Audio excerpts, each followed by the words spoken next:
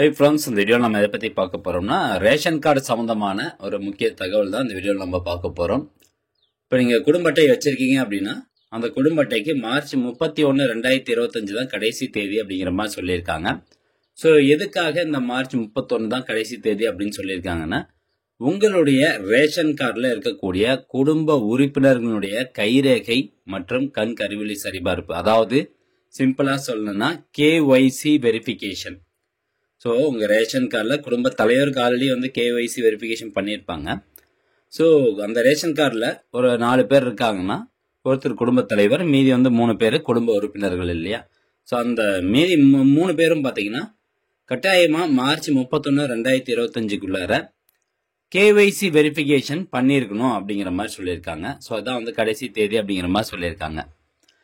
ஆனால் அதிகாரப்பூர்வமாக இப்போ மார்ச் 31க்கு உள்ள நீங்கள் கேஒய்சி வெரிஃபிகேஷன் பண்ணல அப்படின்னா அடுத்ததாக நடவடிக்கை என்ன செய்யப்படும் அப்படிங்கிறது அதிகாரப்பூர்வமான அறிவிப்பு இல்லைனாலும், அடுத்ததாக சப்போஸ் நீங்கள் கேஒய்சி வெரிஃபிகேஷன் பண்ணல அப்படின்னா என்ன செய்வாங்க அப்படிங்கிறது சொல்லப்பட்டிருக்குது. அதாவது உங்களுடைய ரேஷன் கார்டில் அந்த குடும்ப உறுப்பினருடைய பெயர் நீக்கம் செய்யப்படும் அப்படிங்கிற மாதிரி தகவல் போயிட்டு இருக்கு. பட் ஆனால் அது அதிகாரப்பூர்வ தகவல் கிடையாது. இருந்தாலும் நீங்கள் மார்ச் 31, 2025க்குள்ளார உங்களுடைய ரேஷன் கார்டில் குடும்ப உறுப்பினர்கள்லாம் யாரெல்லாம் இருக்காங்களோ அவங்க எல்லாத்தினுடைய கேஒய்சி வெரிஃபிகேஷன் பண்ணிக்கோங்க. சரி, இந்த கேஒய்சி வெரிஃபிகேஷன் எல்லா ரேஷன் கார்டு வச்சுருக்கவங்களும் பண்ணணுமா அப்படின்னா அப்படி கிடையாது. ஏஏஒய் ரேஷன் அட்டை, அது மாதிரி பிஹெச்ஹெச் ரேஷன் கார்டு. ஸோ இந்த 2 வகையான குடும்ப அட்டை வச்சுருந்தீங்கன்னா மட்டும்தான் அந்த குடும்ப அட்டையில் இருக்கக்கூடிய குடும்ப உறுப்பினர்களும் கேஒய்சி வெரிஃபிகேஷன் பண்ணணும் அப்படிங்கிற மாதிரி சொல்லியிருக்காங்க. இங்கே கொடுத்துருக்காங்க பாருங்க, ஏஏஒய் மற்றும் பிஹெச்ஹெச் குடும்ப அட்டையில் உள்ள குடும்ப உறுப்பினர்கள் அனைவரும் தாங்கள் வசிக்கும் ஊரில் உள்ள நியாய விலைக் கடையில் அல்லது வெளி மாவட்டம் அல்லது வெளி மாநிலத்தில் வசிப்பின் அருகில் உள்ள நியாய விலைக் கடையில் விரல் ரேகை அல்லது கண் கருவிழி சரிபார்ப்பு மூலம் கேஒய்சி மேற்கொள்ளுமாறு கேட்டுக்கொள்ளப்படுகிறது. இப்போ கண் கருவிழி ரேகை பார்த்தீங்கன்னா இங்கே எடுக்கிறது இல்லை, ஆனால் கைவிரல் ரேகை வச்சு கேஒய்சி வெரிஃபிகேஷன் பண்ணிக்குவாங்க.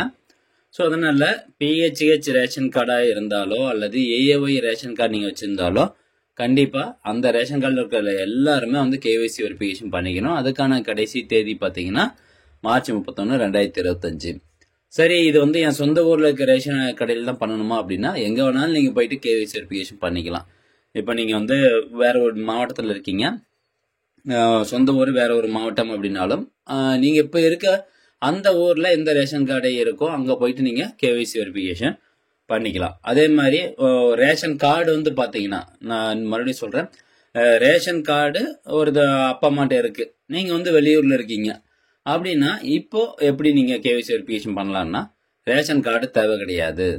ரேஷன் அட்டை நம்பர் மட்டும் இருந்தால் போதும். அது முடிஞ்சால் நீங்கள் ஆன்லைன் மூலமாக ரேஷன் கார்டு டவுன்லோட் பண்ணி கொண்டு போய் பக்கத்தில் இருக்கக்கூடிய ரேஷன் கடையில் கொடுத்து நீங்கள் கேஒய்சி வெரிஃபிகேஷன் பண்ணிக்கலாம்.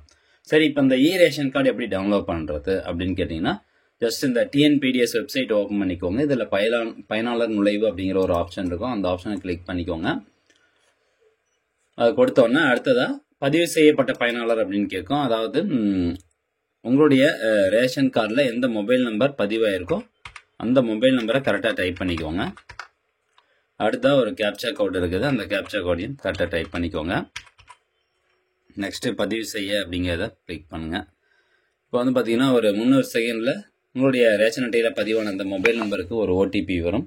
அந்த ஓடிபியை நீங்கள் இந்த பாக்ஸில் என்டர் பண்ணிக்கணும். அடுத்ததாக பதிவு செய்ய அப்படிங்கிற ஆப்ஷனை கிளிக் பண்ணிக்கோங்க. இப்போ உங்களுக்கான டேஷ்போர்ட் பேஜ் ஓப்பன் ஆயிரும். என் விவரம் அப்படிங்கிற ஆப்ஷன் செலக்ட் ஆகிருக்கணும். டேஷ்போர்ட் பேஜ் ஓப்பன் ஆனதுக்கப்புறமா கீழே அப்படியே ஸ்க்ரோல் பண்ணிட்டு வந்தீங்கன்னா இங்கே பாருங்கள், மின்னணு அட்டை கோப்பு பதிவிறக்கம் அப்படின்ட்டு இருக்கா. ஜஸ்ட் அந்த ஆப்ஷன் நீங்கள் கிளிக் பண்ணிக்கோங்க. அதை கிளிக் பண்ணோம்னா ஒரு பிடிஎஃப் ஃபைல் டவுன்லோட் ஆயிரும். அந்த பிடிஎஃப் ஃபைல் ஓப்பன் பண்ணிங்கன்னா அதான் ரேஷன் கார்டு.